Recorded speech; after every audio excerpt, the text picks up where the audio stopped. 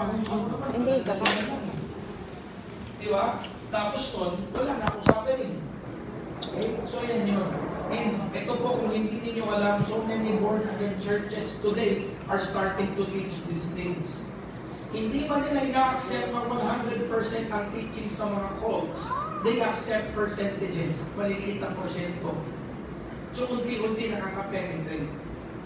Okay? Hanapin nyo lang sa YouTube, ang daming mga pastors na nagtuturo nito. Yes, nagtuturo sila, Jesus is the only way, truth, and life. Pero pagdating sa eternal punishment, iba na ang doctrines. Okay? So, hindi po totoo na all born-again churches are equal. Kaya kailangan ngayon, mas tayo, diba? Mas knowledgeable. Kaya totoo pala siya na sabi ng Bible, my people are destroyed for lack of knowledge. Papahama ka pag di mo alam. Okay? Actually, gusto ko nga po maglalagay tayo dito ng tenets of faith natin. Maraming churches gano'n pag pumasok ka, nakapulos yung kanilang beliefs. Diba? Para pagpasok mo pala sa church, alam na ng tao na bagong umatin kung ano yung stand natin. Okay? Tawag ng mga tenets of faith or mga beliefs. Next. So, ano pa mga teachings nila?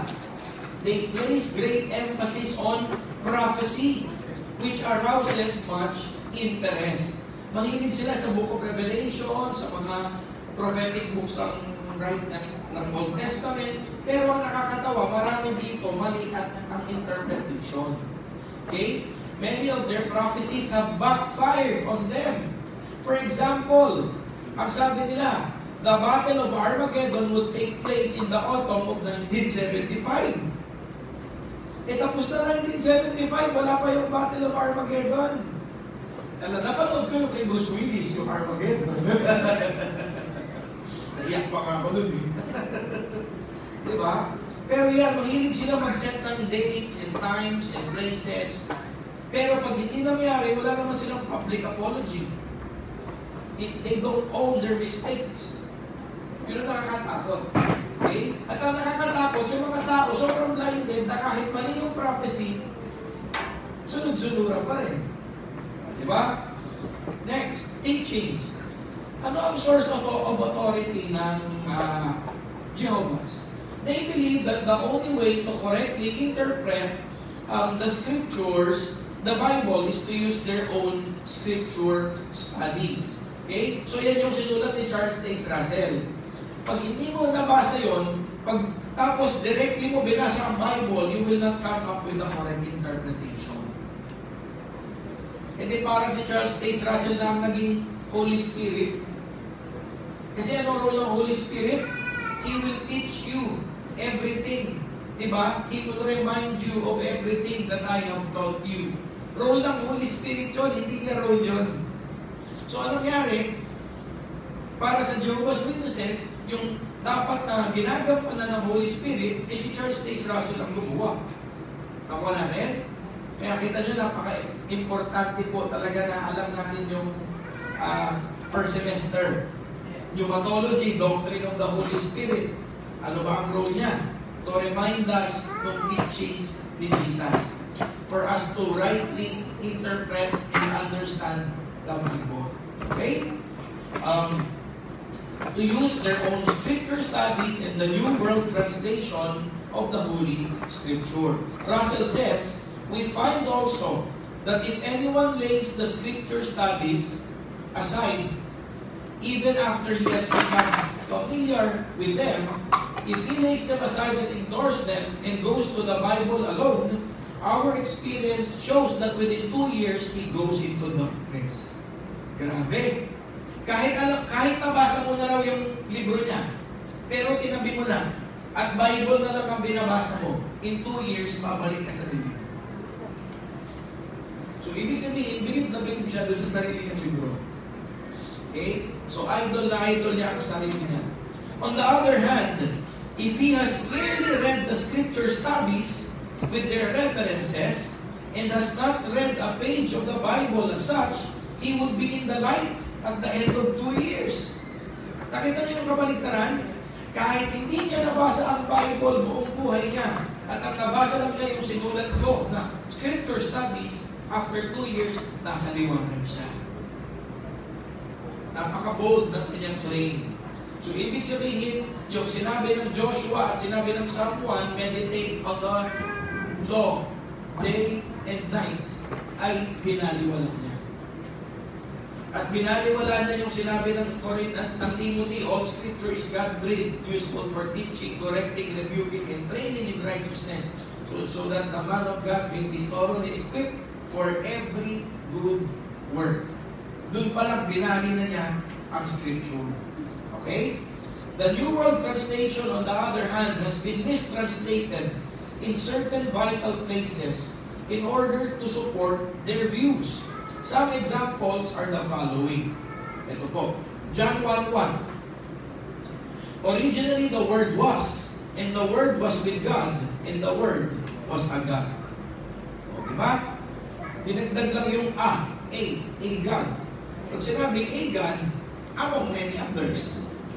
Polytheism na yun. Kaya paano sinasabi ng Deuteronomy 6:4, Hear, O Israel, the Lord our God, the Lord is one. Diba? Yun palang bagsak na to. Colossians 1:16 and 17. By means of Him, si Jesus, all other things were created in the heavens upon the earth. All other, wala naman yung other eh. All other things have been created through Him and for Him. Also, He is before all other things, and by means of Him, all other things were made to exist. Nakita niyo yung in-insert niya isang word lang? Other. Kasi ang doctrine nila, si Jesus ang progenitor. God the Father. He created Jesus. Pagka-create ni God the Father kay Jesus, wala nang kinreate si Father.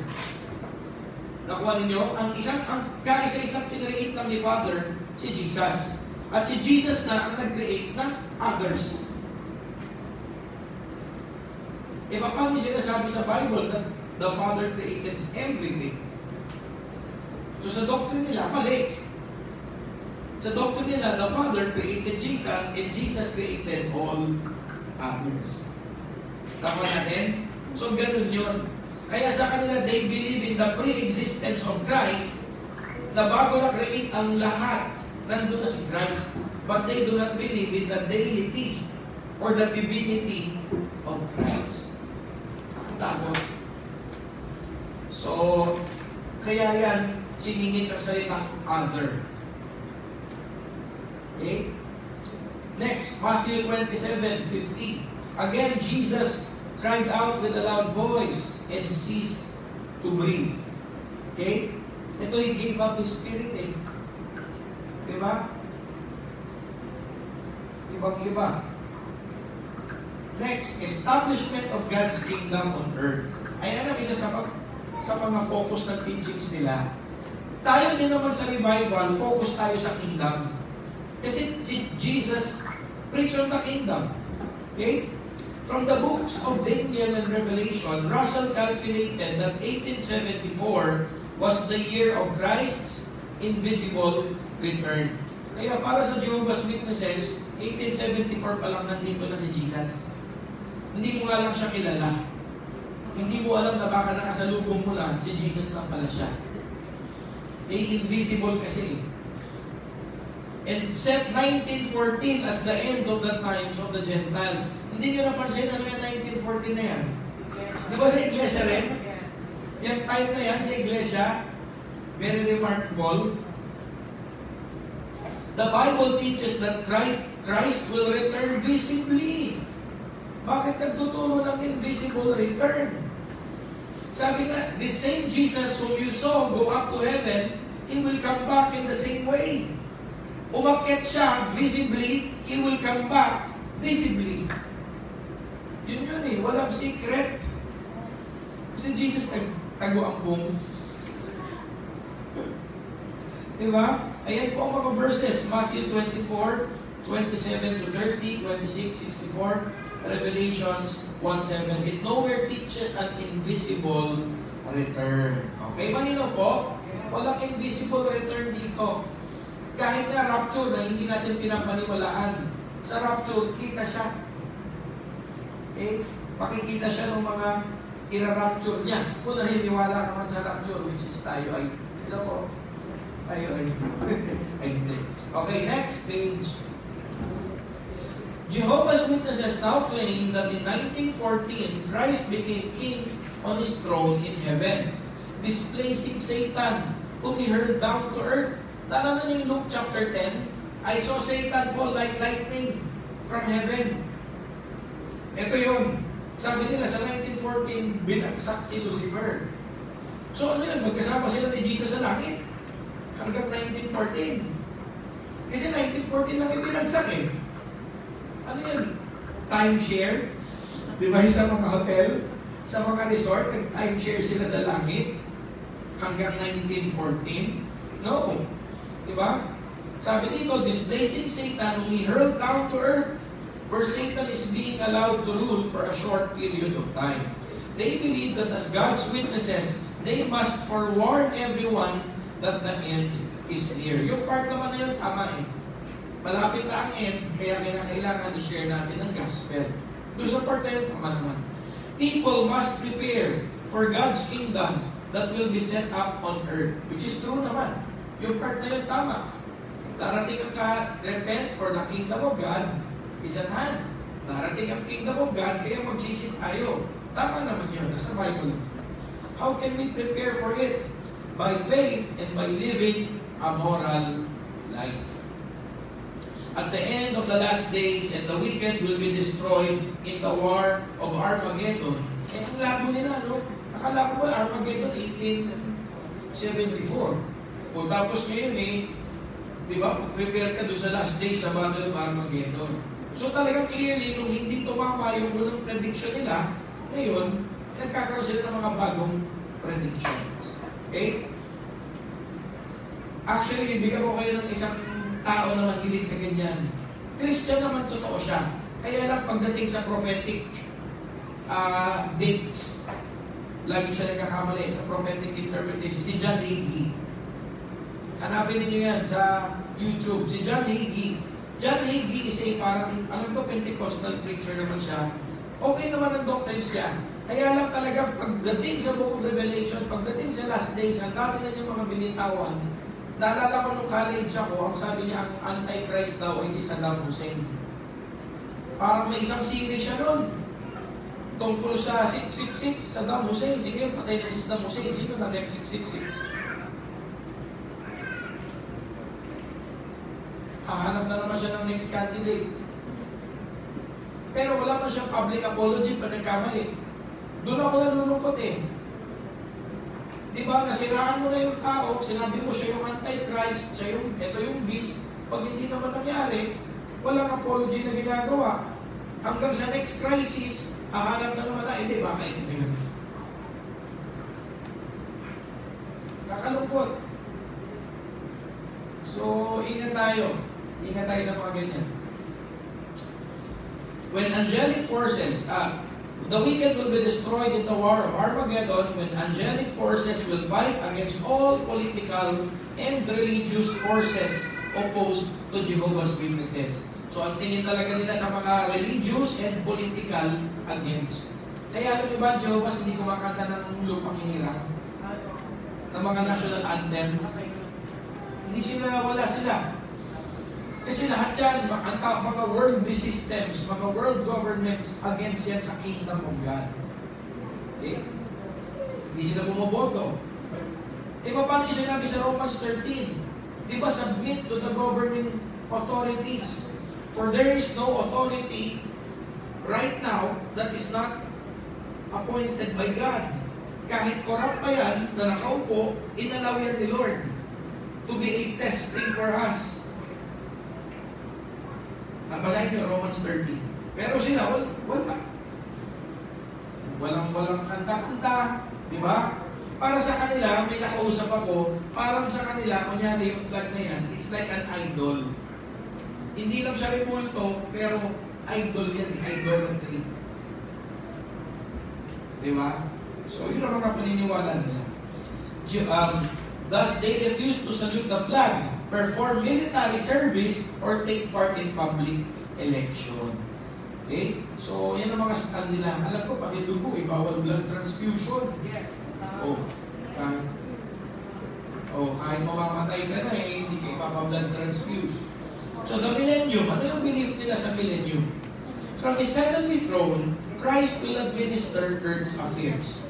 Associated with Jesus in His heavenly kingdom will be 144,000 kings and priests taken from among mankind. Kaya minsan pag tinanong mo, ilan po ba yung kings and priests na maghahari? 144,000. Gaano karami na po kayo? Ay, milyon na kami. Pasok po ba kayo doon? Diba? 144,000 pero napakalinaw sa Book of Revelation. This is 12,000 from each tribe of Israel. Gentiles tayo Diba? So, 144,000 kings and priests taken from among mankind, which is wrong. This is taken from Israel. This flock will be composed of Jehovah's Witnesses, the most zealous ones. Okay? They will have representatives on earth called princes. Kaya pag hindi na sila kasama sa 144,000 na kings and priests, ligtas ka pa rin, ang tawag sa iyo mga prince na. Yun na yun. They will be prince or princesses who will rule on earth. Next. The initial program of the kingdom will cover 1,000 years. So sa kanila, literal millennium. During which the earthly survivors of Armageddon will be made perfect by Christ and His priests. During the first 100 years, the dead will be resurrected and given the opportunity of gaining eternal life. By the end of the first 1,000 years, all traces of unrighteousness will be removed. And anyone who rebels against God will be destroyed in the second death, which is total annihilation. So, hindi siya eternal torment. Next. So, be baptized as Jehovah's Witnesses. Kinakailangan yan. Most followers must earn everlasting life on earth by door-to-door work. Salvation is in heaven is limited to 144,000 anointed ones.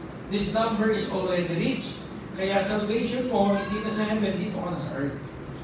The 144,000 live as spirits in heaven. The rest of the righteous or the great crowd live on earth and must obey God perfectly for 1,000 years or be annihilated. Two classes of Christians. Ayan. Diyan po. The 144,000 Christians who were living between Pentecost and 1935. Ang tawag dyan sa kanila, the anointed class or little flock. Di ba sabi ni Jesus, do not be afraid, little flock. So sila raw yun. Ayan yun. Simula, bumaba yung Holy Spirit on the day of Pentecost until 1945. At nasaan sila? Nasa heaven sila ngayon as spirits. Virtually everyone, so after 1935, everyone who became a Jehovah's Witnesses, along with those who never heard of Christ from all ages but were not wicked, ang tawag sa kanila, other sheep. At sabi ni Jesus, I came to look for the other flock or the other sheep which are not yet part of the fold. Ito yun. Okay? They will have a chance to live forever as human beings in a paradise on earth. So yung 144,000 na nandun, lahat ng maliligtas, dito na lang tayo. Paradise on earth. Kumbaga, mas jackpot yun nandun. Diba? Ikaw, kumbaga magpasalamat ka, walang torment, pero nandito lang. Okay? Kaya totoo yun sa kanila, yung pagmaganda ang buhay mo sa mundo, yun ay heaven mo. Okay? The earthly class will never see God or Jesus Christ. Kawawa naman. Diba? Wala kang punishment, pero hindi mo makakasama si Lord forever. Ano sabi ni Joshua, ni Moses? Lord, kung di mo ako sasamahan, ayoko ng promise na. See? Ano pang heaven kung wala ang presence ni Lord? Aanin mo yung paradise kung wala si Jesus. Pero sa kanila, yun. These two classes will remain eternally separated.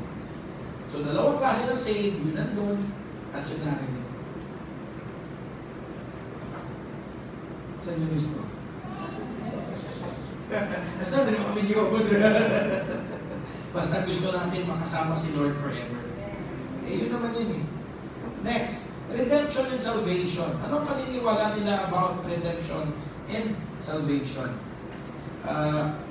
Jehovah's Witnesses teach that Jesus, though He was not divine, paid at His death the ransom necessary to set men free from death.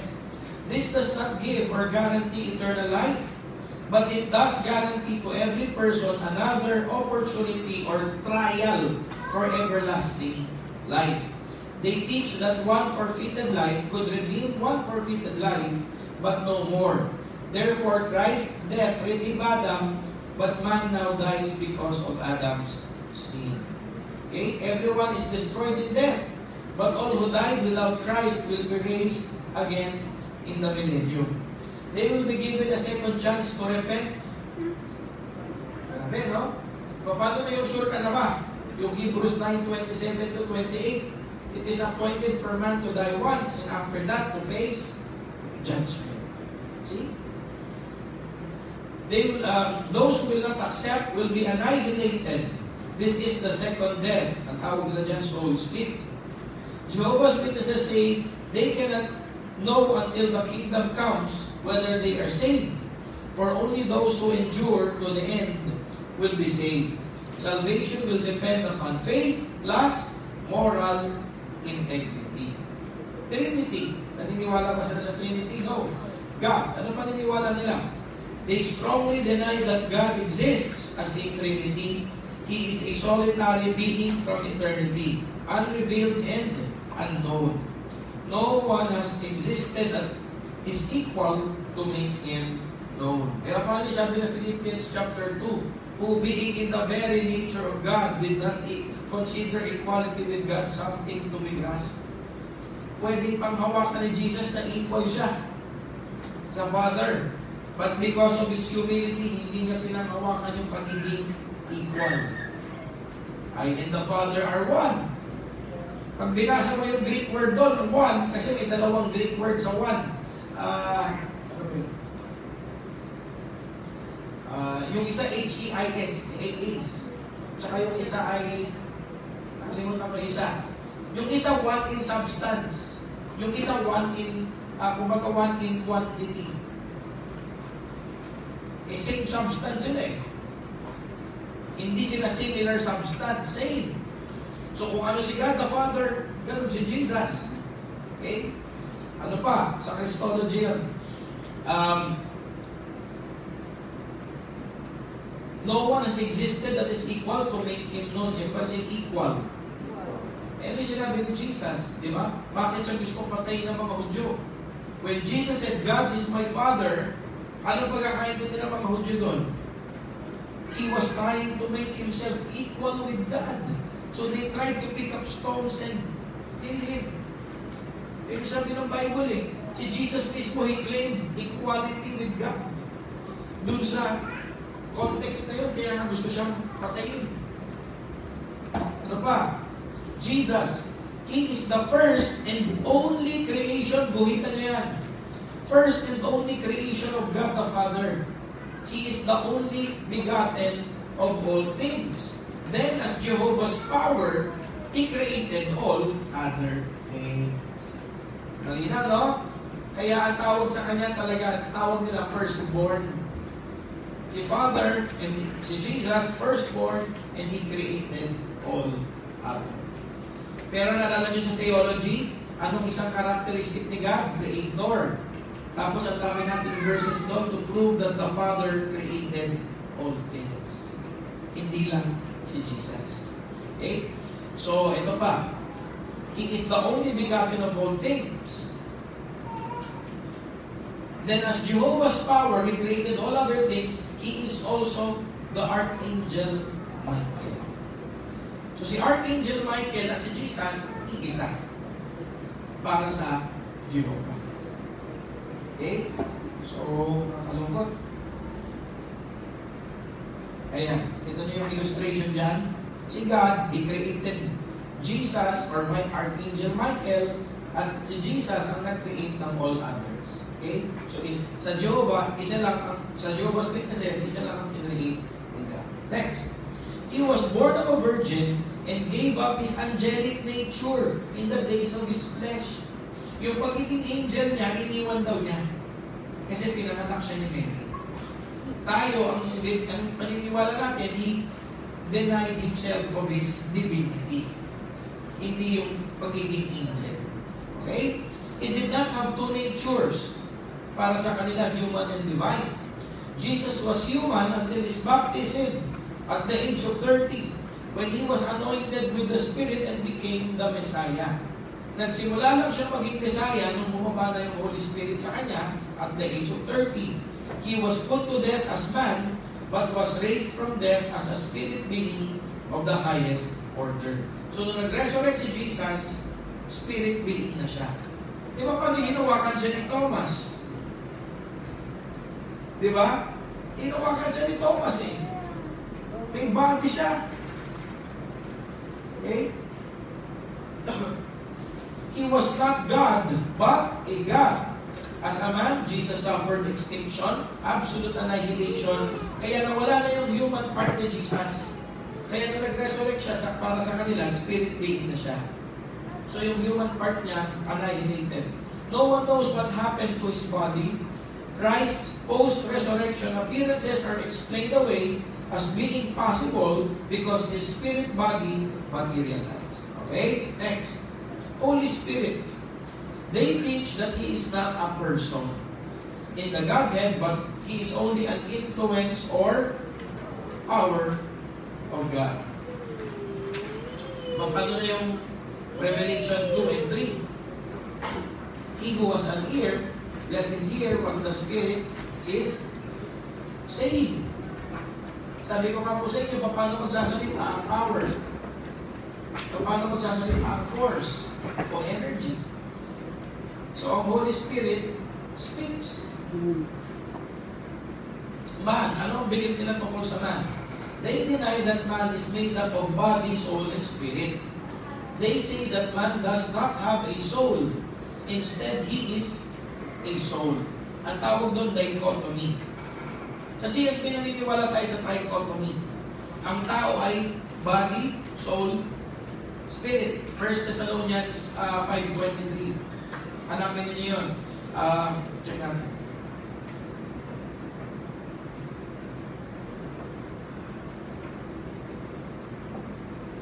May God Himself, the God of peace, sanctify you through and through. May your whole spirit, soul, and body be kept blameless. Trichotomy yun. Sa kanila, hindi. Meron lang physical and immaterial.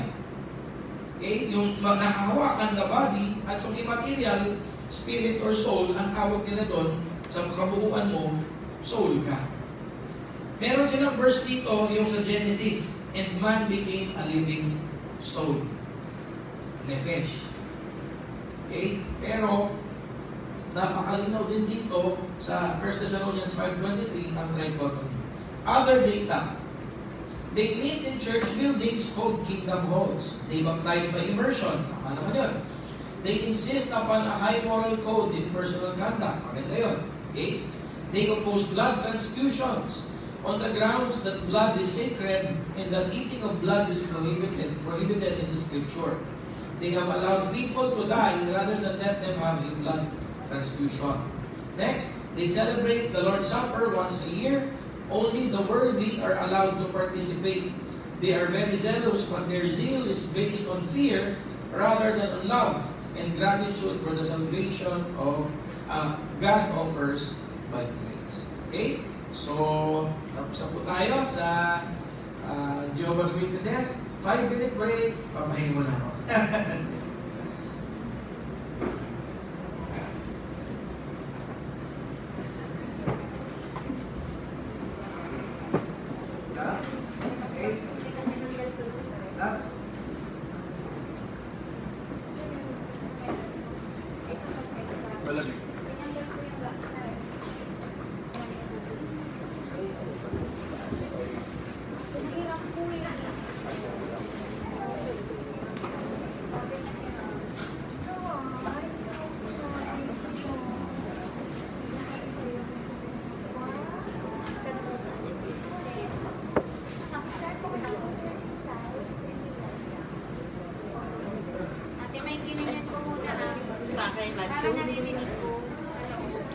siya lang mag-isa?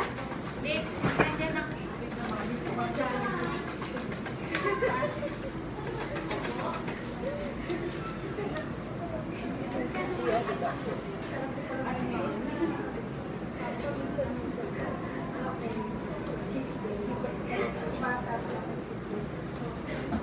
MC, hindi ba ito magsusubo? Ng kung ano-ano. Pag sinabi mo lang no, alam mo niya. Kasi naghawak siya ng Oo, meron ako dyan, may, tinan mo may ano ako, may, ano yan?